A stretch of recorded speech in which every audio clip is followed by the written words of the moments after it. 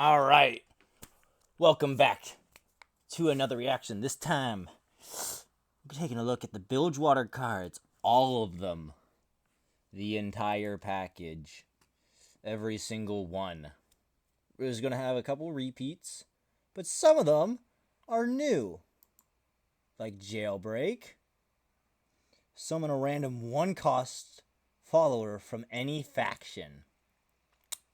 All right. I there's a reason why this wasn't showed off before. It's a very underwhelming card. I don't think this will ever see use or play. It's pretty bad. Ye be warned. Give an enemy vulnerable this round. If it dies this round, draw a card. Now that is the kind of card I can get behind. It's 1 mana. It's slow, but it makes something vulnerable, and that's almost always worth it. Like sometimes you choose between whether you should develop or not. Well, this is the kind of card that it don't matter. It just don't matter. It's like giving this base card basically reads: give all your units challenger for this turn on this minion. And if you kill that minion, draw a card. That is huge. And this is a really good card. I love this. I love the flavor. I love it. Alright, we've seen this thing. Hired Gun. When I'm summoned, grant the strongest enemy vulnerable.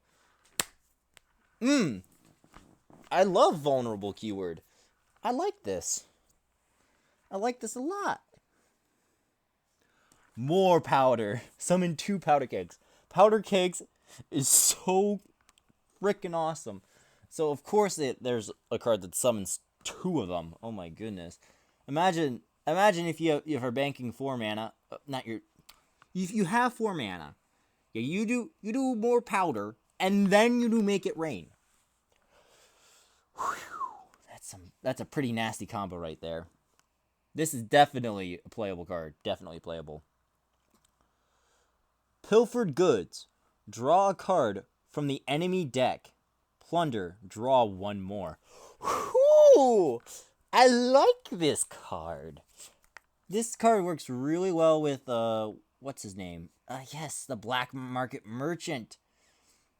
Like, sometimes you won't get his plunder effect off, and that's okay. Sometimes you just won't have that happen. But you still have this effect. And this card, Pilfered Goods, plays into that effect really well. Not to mention, you're denying your opponent some cards, which can be super nutty. What if you stole a champion? That would be huge. Huge. Double Trouble. Summon 2 random one. The random one. What? I kind of understand what kind of deck this would go into. It'd be going into the Jagged Taskmaster, Master, and Von Yip. Okay, fine. If there's an archetype for this, then maybe that other one, Jailbreak, can see some play. It's a slow spell, which basically makes it a minion. And for 3 mana, you get 2 1-drops. It's not very good. It's like the variance involved, and just, I mean, if you get Jagged Taskmaster's Plunder off, then it's a little bit more worth. But it's I still struggle to see how this is good. And I am looking at this, and all I can think of is the Narwhal song. So this is an elusive with vulnerable. I like that, actually. Because the whole point of the big problem with elusives is that there's not really like much counterplay to them. But if you give them vulnerable, then on the enemy phase they are vulnerable to attack, obviously. But on attack phase they still won't be blocked. So this actually creates a really interesting. This creates real interesting play patterns where you can attack phase because you want to get off your plunder, right? So you have this, you attack phase to get your plunder off.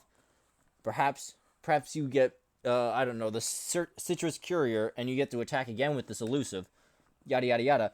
And then when it's not your turn, it can be picked off. Now, I don't know if 4 health is enough to stop, because, like, especially with the the Badger Bear coming out, like, Badger Bear just destroys this card. Regardless, it just destroys this card. No question. A huge counter to it. But for most other 3-drops that have 3 attack, the 4 health is a big difference. It's just that one card that does it dirty. And Taskmaster, anything with any 3-drop with 4 attack does this card dirty.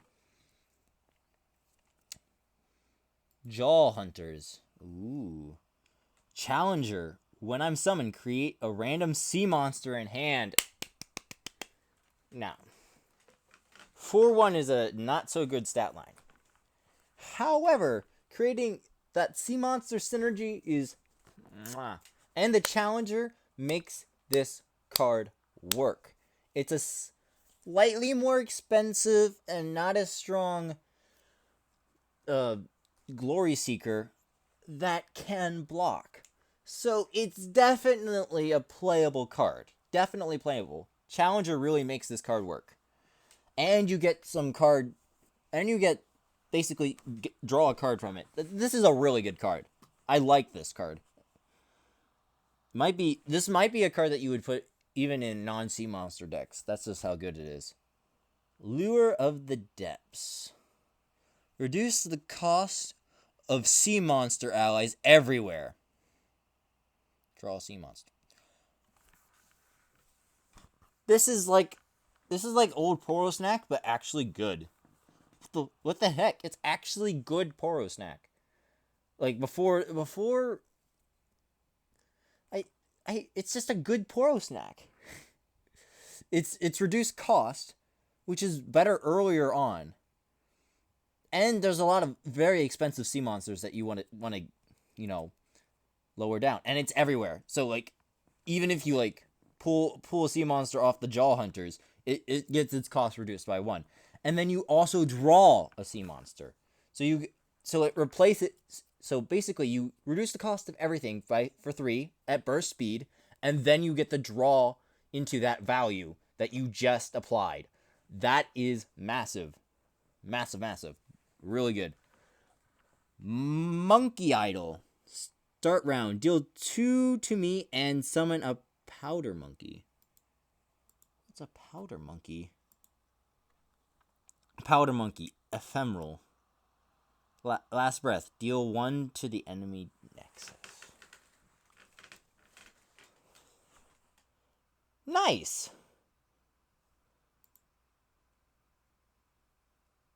Okay. So basically, at the start of the round,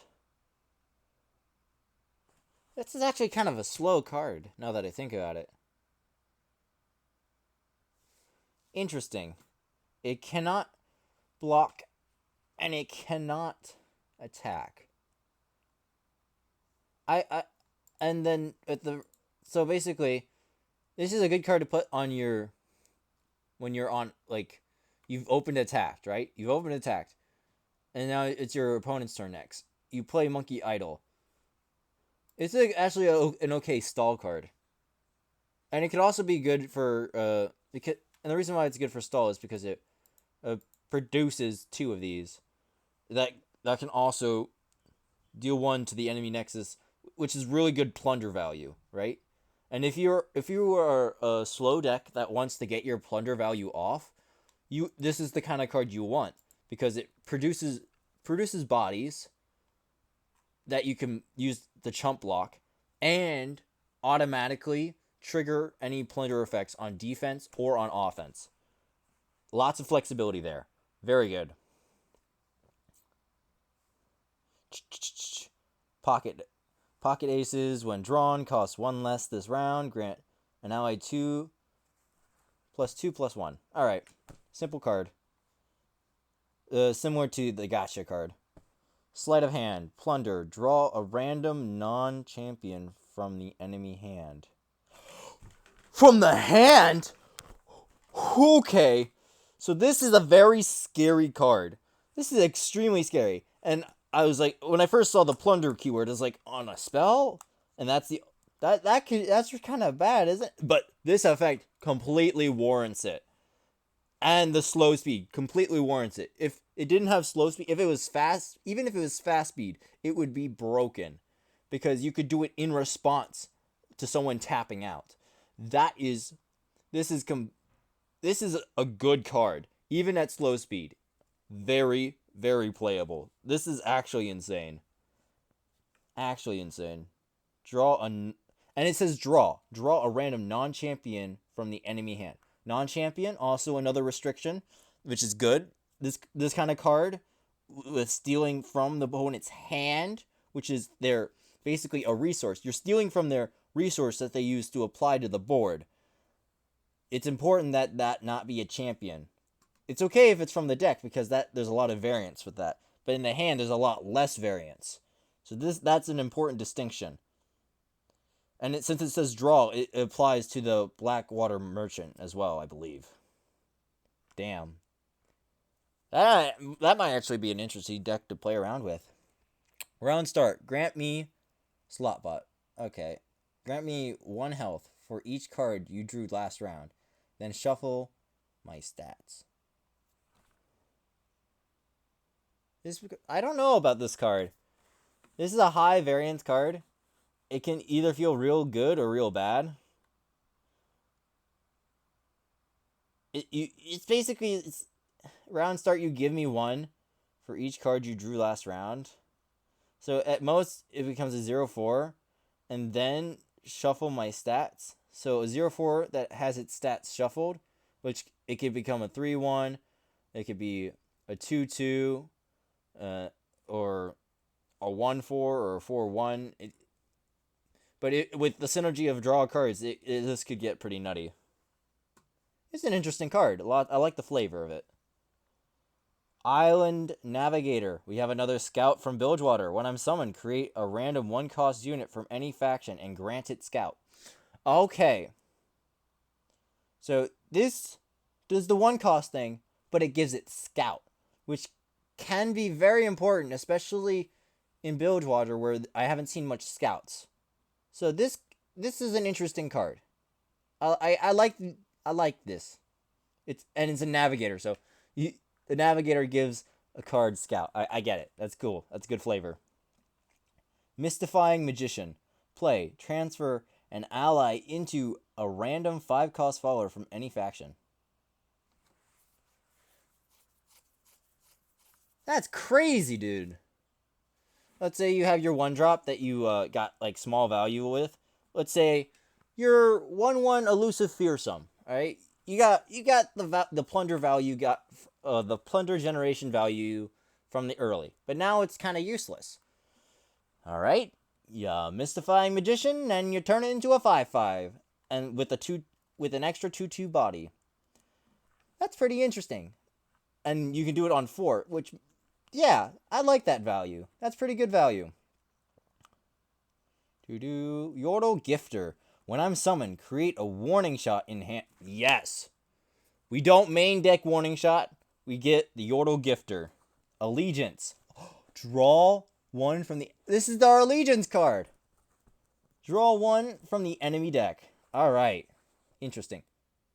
Uh-oh. I see another elusive. Okay. When I'm summoned, draw a spell that costs 3 or less from your deck.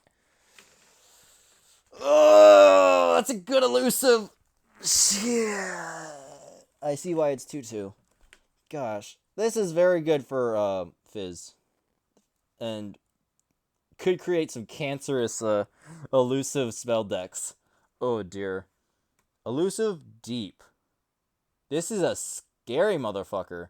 Nexus Strike. This is a this guy. Good thing this guy is 5 mana. Jesus Christ, this guy's a scary motherfucker. Holy shit. He's elusive and has deep and Nexus Strike. Draw a card. This is going to be in every sea monster deck. Every single one. This is going to be in the Nautilus deck. This is a must 3 of. There's no getting around it. When I'm summoned, summon a golden narwhal for your opponent. Oh! Oh, hunting fleet. Oh! And the golden narwhal was... Oh! I like that flavor. This is good flavor. It's a 5/7/7 that gives your opponent an elusive. Alright.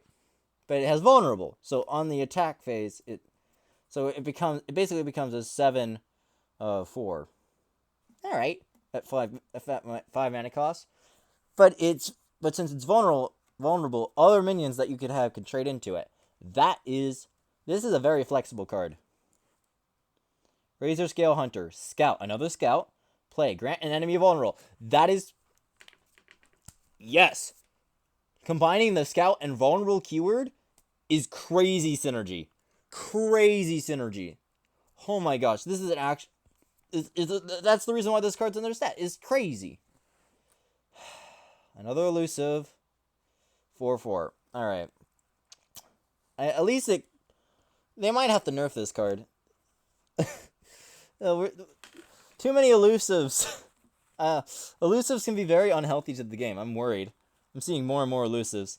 Though I will say that they seem to be very careful with the statting, making sure that each elusive is understatted and don't have too many other keywords. Okay. Devourer of the Depths. Play. Obliterate an enemy with less health than me. Another staple to the sea monster archetype. Gosh.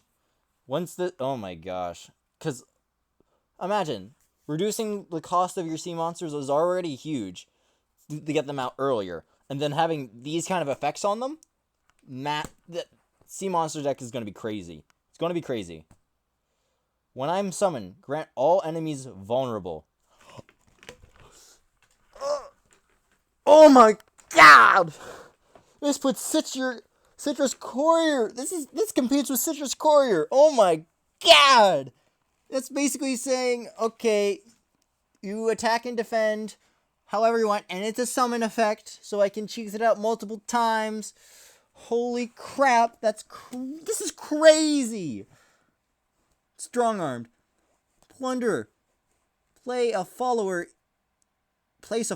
in play into your hand. Oh. You can steal a follower and put it into your hand. For 6 mana. I guess it depends on the follower. This is, and it's slow. It's like a better Possession, but Possession wasn't very good to begin with. So, well, it's a much better Possession. I'll put it that way. Get out of my face. Nautilus. Scrap Shot. Toss 7. Deal 7 to a unit. Alright. Nice and simple. Nice and inexpensive, too. Alright. The Dreadway. Draw Gangplank. Double all damage dealt by allies.